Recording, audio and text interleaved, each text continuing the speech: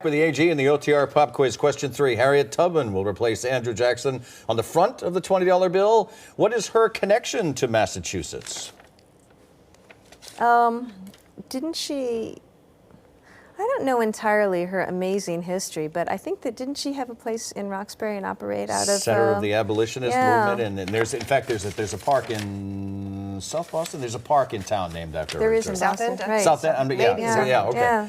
Question 4. What is the? Isn't that great to see, though? Yeah, see, Great bingo. to see a woman on the bills. But a woman has been on paper bills before, so that's not long term. I know, not for a century, but hey, I mean, a woman's been there. It's time. Question 4. What is the total number of delegates that Hillary Clinton needs to win the Democratic nomination? We always see the 1237 for the other side. Yeah, What is the number? 1237. Is the Republican side. I don't know what the actual count is, but I do believe she is going to get there. She is going to be our nominee, and she is going to be the next president of the United States. 2383 is the number that we're looking for. Question 5. The debate about encrypted technology rages with personal freedoms pitted against the need to keep the world safe. What Manhattan DA just urged Congress to require tech companies to create a backdoor for law enforcement? Yeah. He's a Manhattan DA. Yeah, Cyrus Vance. Cyrus Vance. Very good. Speaking about encryption, one of the biggest dilemmas facing, I think, prosecutors this day is breaking into the cell phones of those that have been accused. Do you think as Attorney General you should be able to legally hack phones? Well, I think it's important that we have available in law enforcement investigatory tools to protect public safety.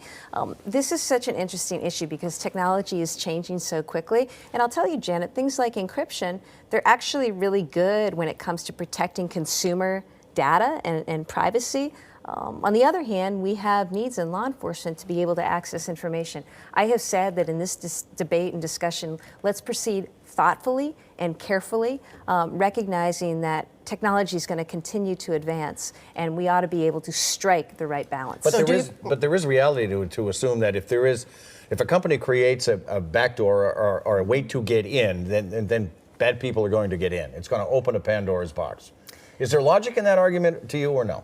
I think that there is, I certainly understand that argument, but I'm focused on let's get to the right place and strike the right balance.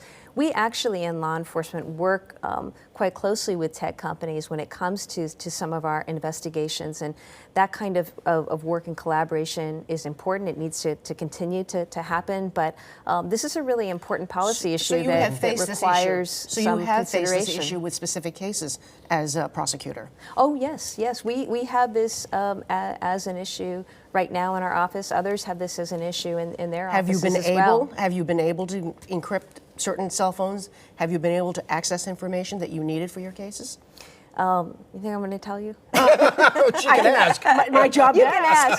You can ask. Look, I will tell you that it is a challenge in law enforcement. I think that we're doing the absolute best we can with the means we have available, but this is going to be the subject of evolving discussion, and it's an important issue. Okay, speaking of an important issue, you just mentioned in the pop quiz you expect Hillary Clinton's going to get the nomination, and you do believe she's going to go on to be our next president.